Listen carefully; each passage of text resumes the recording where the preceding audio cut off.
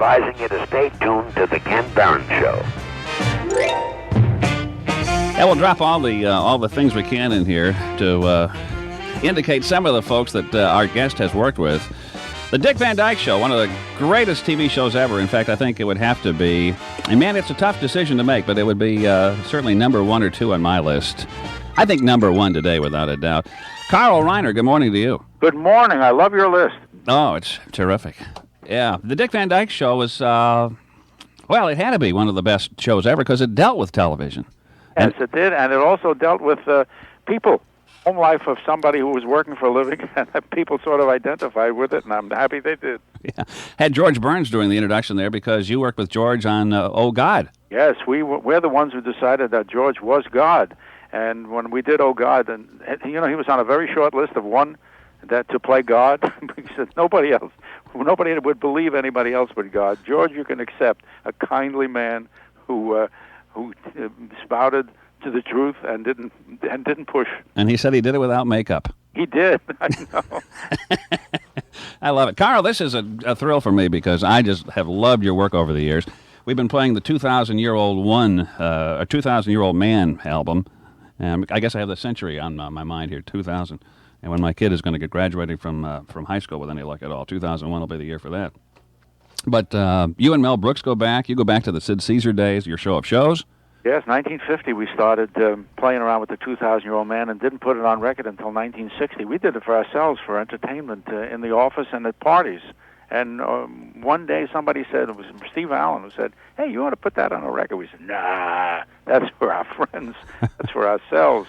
And we were wrong about that. Did you ever do the same routine exactly the same way twice? Because it sounds like it's all ad-lib. The only time we ever did anything that we rehearsed, when we had to go on the Ed Sullivan Show or the Hollywood Palace, and they gave us 7 minutes, then we try to remember jokes that we had done, and it was never as organic and as good. The record was done in a 2-hour session. Each of the 4 records were done in 2-hour sessions, where Mel only knew that I was going to ask him questions. He never knew what I was going to ask him, and to be absolutely honest, the last record, which was 13 years later, 2013, Mel was nervous. He said, I don't know if we can still do that, where we just wail.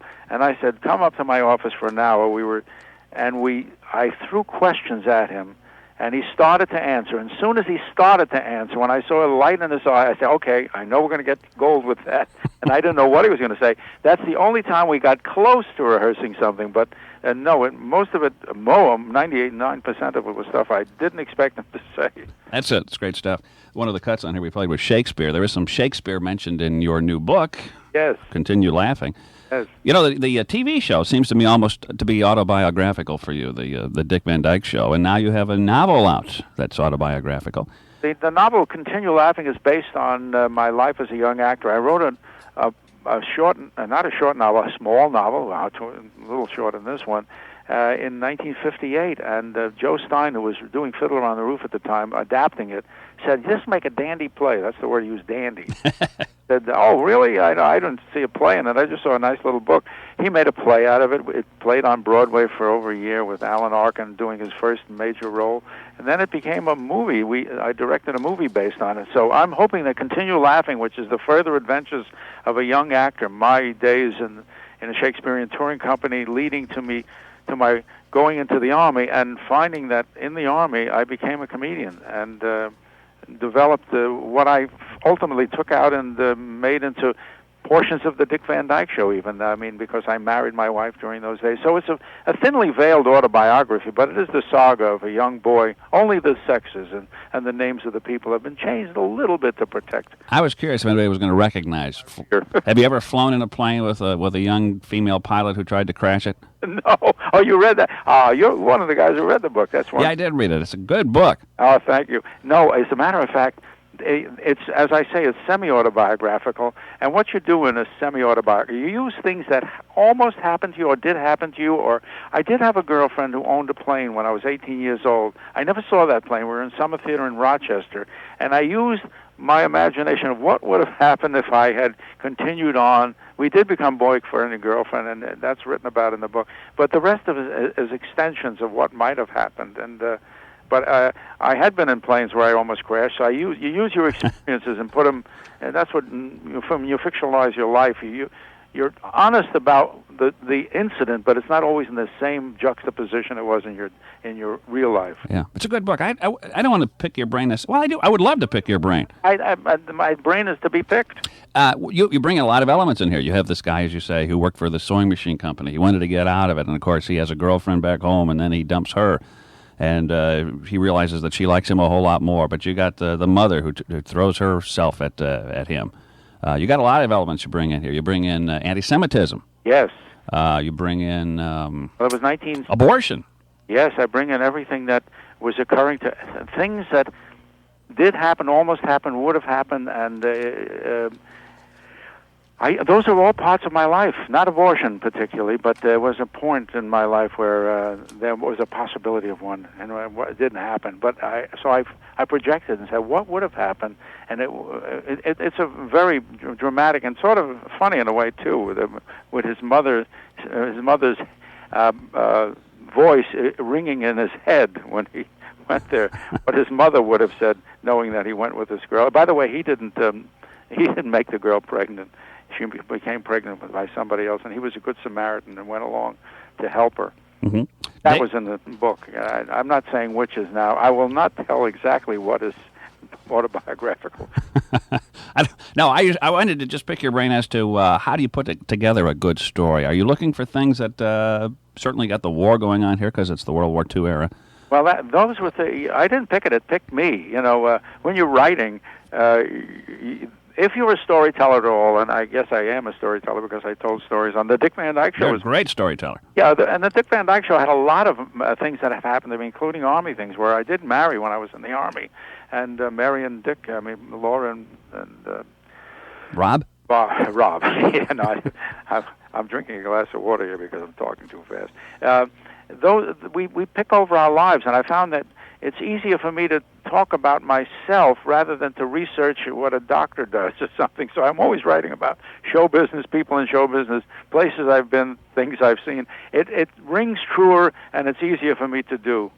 Mm-hmm. You actually did Shakespeare when you were a young person? Oh, yeah, there were two incidents in that Shakespearean section that are absolutely true.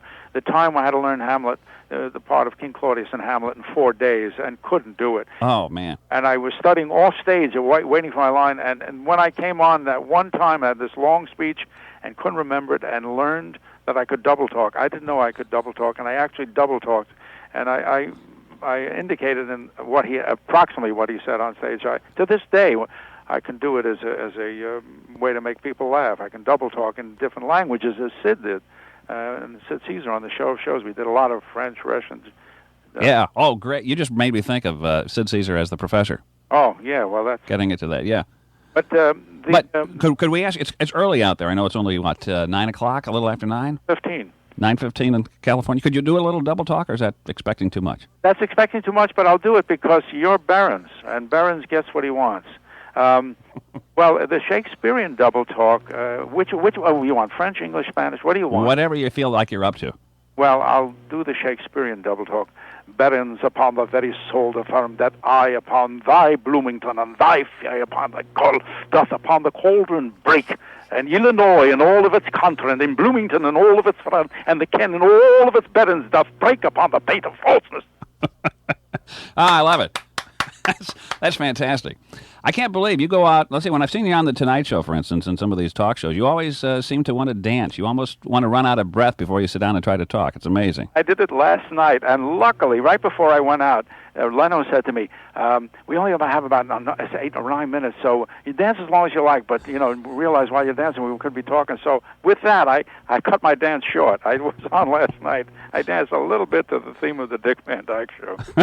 I just have to dance. I don't know. I'm born to dance without rhythm and without any ability, but it looks like it. That's another thing. I'm double talking dancing. I've always done it. I've always looked like I can tap dance and dance wildly. I can't dance. I get this feeling that there's a lot of people out on the floor, though, who don't know how to dance. They just act like they do, and they're okay. I'm too self-conscious. I get out there, and I think there's got to be some reason for doing this move, and I just shy that way on the dance floor. You know, the truth of the matter is, if I really could dance and had good rhythm, I would have danced. So instead, I made fun, and I think that's how you become a comedian. I would like to do that. I can't do that, so I'll make fun of it. So I became a jumper, a real big jumper when I was young. I jumped and made believe I danced, and people laugh because it looked silly. Okay, and you did the salute probably in the book too, huh? The Army salute. Oh yeah, that was done once, and there was another part of the book which.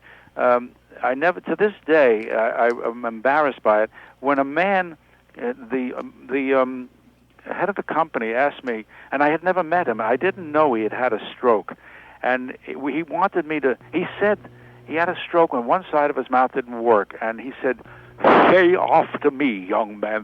Say after me." And he was spitting at me exactly as I'm saying, and I thought he wanted me to impersonate him exactly. Doing something from King Richard, and King Richard had a hump I knew, and he was sort of a malformed guy. Now is the winter of our discontent. May glorious summer by the son of York. And I did it face to face with him, impersonated him perfectly. I was impersonating a guy who had a stroke, and I didn't. And he's looking at me. And I realized at the end that when he said, "Very good, young man, very good," and his mouth was all distorted, and I said, "Oh, my God." But he realized that I was a blithe idiot. That's in the book. That's in the book, and it's absolutely true. Continue laughing. It is funny, it's tender, it's touching, it's got all these elements, all these great human elements that I think sometimes they forget to put into movies these days. I know. We are so adept now technically with all the sophistication and the electronic stuff, I guess, that sometimes I forget there has to be a story here. Well, it's funny, when these special effects guys got to be better than the actors, there is no actor in the world who can do as well as a special effects guy when he decides to take a bus, fly it off a bridge, land on a scow, kill a seal. I mean, they can do almost anything you can imagine. And making accidents on screen, somebody must have noticed that when you go along the highway and there's an accident, people always slow down. They have gotten America to pay $7.50 a crack just to see accidents. Now, there are pictures that have accidents in them that have good reason to have those accidents, but when it's just wall-to-wall men crashing through plate glass windows, falling out of towers, and it's just that. It's just watching, I object to those. I mean, I just don't go to see them, but... So you and Bob Dole are buddies? Or? We're buddies as far as those are concerned, but we're not buddies about when they... that it's the fault of the filmmakers alone. It's also the fault of society, where we have come to a point in our society where we have made it so that people, not made it, catered to the lowest common denominator in us. We all have that gawking thing. We want to see what's happened in an accident, but there are pictures being made, like The Little Princess, which, sad to say, it was taken out of the theater after a few weeks. They're going to re-release it. It probably was the best picture of the year. And then, of course, there was my son Rob, who Castle Rock. They make no pictures that crash people and burn people. Yeah, you got a great filmmaker in the family there. I know, and he talked to Bob Dole. He said, we don't make those pictures. He was talking about the Hollywood, and it was Bob Dole's Hollywood who was doing it. The Schwarzeneggers, the Bruce Willis, the people who come out from him, and the other Hollywood, my son's Hollywood, is making A Few Good Men and Harry and Sally, and he's made a new picture called American President, about a president who is dating in the White House because his wife had died and he has a child, and it's a very lovely romantic comedy, but there's no crashes in it, there's no assassinations in it, and so there are those pictures being made, and water seeks its own level. If the audience, I think ultimately the audience will say, "Hey, honey, I think we've seen enough crashes. Let's go see the bridges." But it seems there's always that new crowd, that new adolescent group that's always going to be interested in sex, for instance. Well, sex is fine. Sex, I'd rather have an audience watching sex than watching two people kill each other. I think I agree with you totally, yes. Well, somebody, I think it was Lenny Bruce who once said it. He said, I'd rather have my kids see a man come over and put a pillow under a woman's behind and have sex with it, then put a pillow over her face and smother her. He says, one is teaching him something he might use to good advantage when he's older, and the other one is teaching him to be a killer. Now, that made a lot of sense. I guess it did, and probably made a few people laugh, too. I'm sure. It's 11:20 in the morning. Carl Reiner is on the line. I just have a great image of you standing with the This Is Your Life book under your arm, interviewing Sid Caesar. Yes. On your show of shows. There are so many different things that come into mind here. I want to give people a chance to talk to you. Can we have another 10 minutes with you or so? Yeah, please. All right, Carl Reiner, it's a thrill to have you on here. 829-2345 is our number, or 1-800-322-9377 is where you can get in. It's the Ken Behrens Show at 11:21.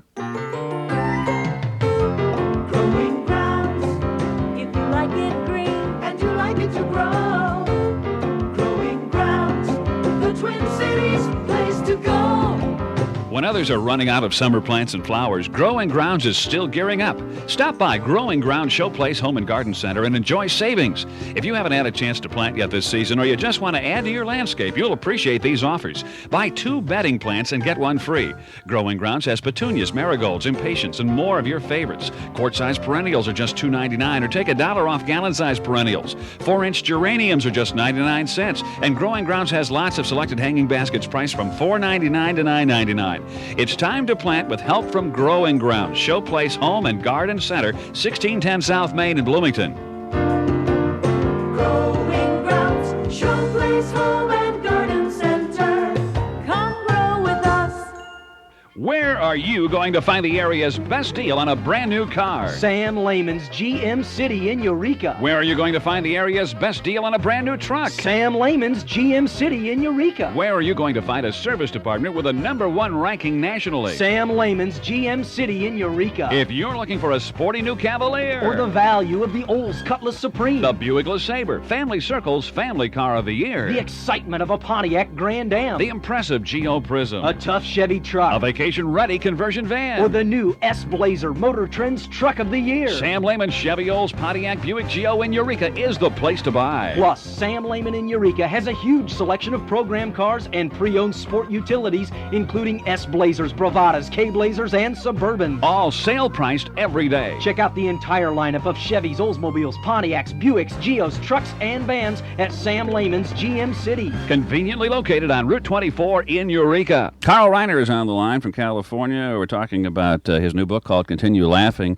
He has directed great movies like Where's Papa?, The Jerk, Dead Men Don't Wear Plaid, All of Me, and most recently Fatal Instinct. Of course, his son Rob also has his fair share of wonderful movies that you've had a chance to enjoy. And we're going to give you a chance to talk. Carl, this is Carol. Carol. How are you? It's nice to talk to you. I really love your work. Thank you, Carol. Thanks. I've got a question for you. Can you tell us what your favorite episode of the Dick Van Dyke Show is, if you have one? You know something? There are a few of them, and it all has to do with the ones that touch me mostly. When all of the flashbacks, with the birth of the baby, when he proposed to his wife, the marriage, the Walnut Show, when I had my hair, people found out that I wore a toupee. There were so many, and I can't tell you how many. And every once in a while I find some that, by watching, the 158 shows are on at Nick at Night almost every day, and I find things, I say, my God, I forgot about that show. It's like asking me which one of my 3 children I love more.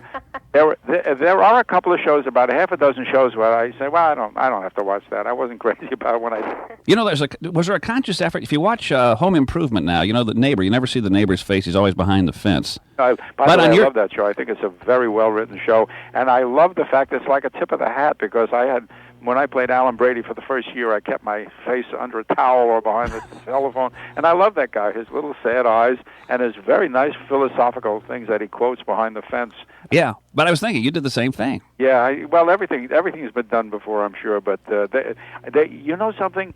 There are 8 notes or 7, and how many notes in the diatonic scale, and how many songs have been written. You're allowed to take anything that exists as long as you vary the theme. You can take the theme, just make your own variations. Haydn's variations on Mozart, or vice versa. I don't know who came first, I forget. But you're allowed to do that. That's fair game. Now, I've got another question for you. When you talked about keeping your head covered, when I watched some of those, I was thinking that perhaps it was a stand-in and you weren't really there. Is that the case, or were you... No. In the first year or 2, I decided that this big star, Alan Brady, should be played by someone with stature. But how do you get somebody to come in and do one?